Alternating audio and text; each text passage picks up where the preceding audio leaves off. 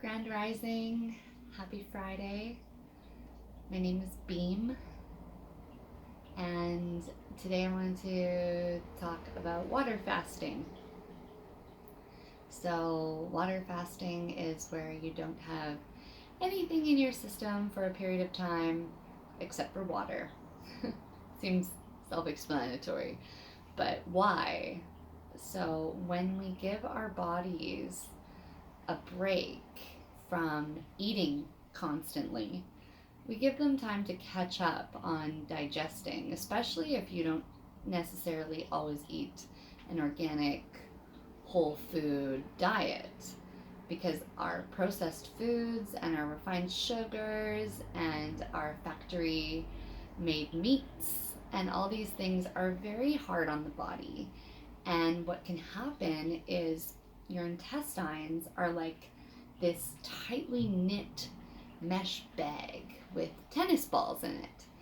And over time, if we continue eating foods that are hard on our gut lining with toxic ingredients in them and all the additives and all the words you can't pronounce, and especially sugar. Sugar is the main one, and it's, as you might know, it is in almost everything that we buy nowadays, unless you're buying just whole foods. So the gut lining that's tightly knit over time with too much processed food starts to open. And as it opens, the balls are starting to come out into the rest of your system. And that's called leaky gut. There's a few different kinds of leaky gut, but we'll just label it at that. It's leaky gut. Now all of a sudden, the things that your gut was normally stopping from getting out and it was being processed and you were filtering it out of your system, now they're getting inside the rest of the body. They're not just located in the gut anymore. And when we have leaky gut, it's much more common for depression, anxiety, low energy, even like difficulty processing emotions is a lot. It's located in our gut. That neural connection is in the gut. And so if that is something that affects you, it might be time to consider doing things like going on a leaky gut diet, fasting. But anyways, back to the water fast. So I collect my water from a spring nearby. I love the process of collecting my own water. It is just such a beautiful way to connect with the elements and the land and just really feel just a sense of just a sense of the ancestors, of how it used to be done, and to not have it so readily available just to come right out of the tap, to actually have to go and get it yourself. My water I filter through a Berkey water system. It's a really nice one if you don't have quite the ka-ching to buy a Kangen or something like that. They're quite affordable and they have a carbon filter in them, so they're filtering out, I think, 99 point whatever percentage of bacteria that could potentially be in the water. Then I charge my water. In this picture, I have a tetrahedron. I might be mispronouncing that. You guys can correct me. But it's shungite. Shungite crystal is one of the most beneficial crystals to put in your water. It helps change the molecular structure back to a more readily absorbed source for the body. Because what's happening as well is if you're just straight up drinking tap water with all the additives and chlorine and everything else that's in our water, a lot of water has fluoride in it and other things, depending where you are located. And if you're drinking that all the time, you're actually drinking, unfortunately, dead water. And our water source is a lot to do with how we're going to absorb it into our body. And that absorption factor is how hydrated and vital you might feel. A lot of it has to do with your water. So if getting a filtration system isn't something that is accessible to you right now, one thing I can suggest is start pouring yourself pitchers and big glasses of water before you go to bed from the tap. At the very least, overnight, what will happen is the chlorine will evaporate. So that's one less chemical that you're going to be putting in your body. Get yourself some shungite crystal. Get yourself some activated charcoal. And in particular, not as much necessary as much as I just wanted to do this. I put a rose quartz heart in there.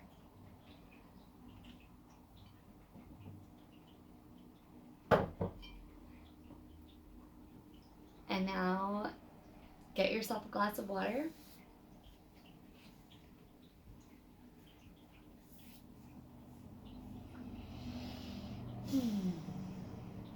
Once you have your water, hold your glass lovingly between your hands.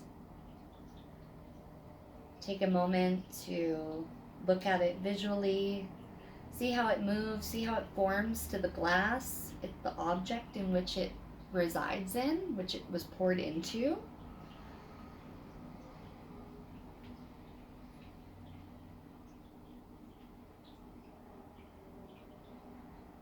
Breathe in, breathe out.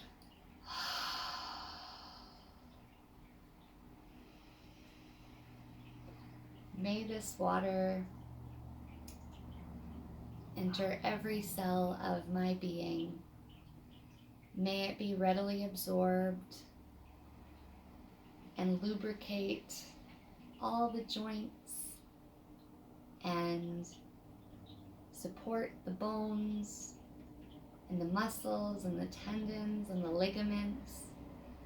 May this water flush out any toxins that are in the body. May this water be pure and be drank in a sacred way.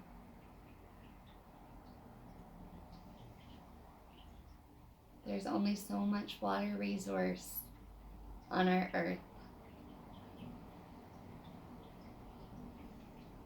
It's our responsibility to protect our waters.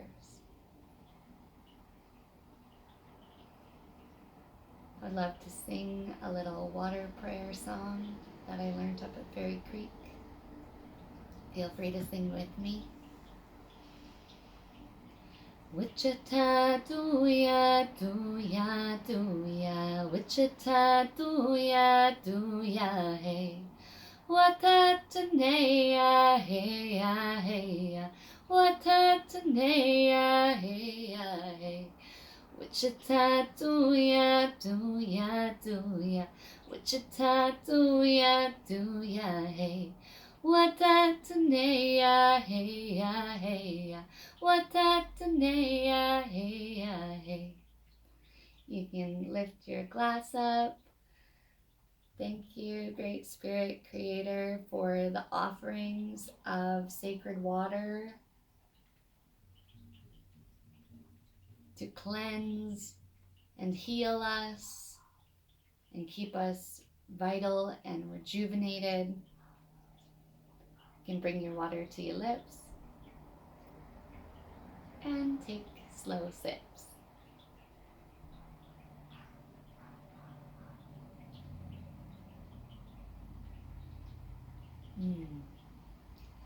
Close your eyes and take another slow sip.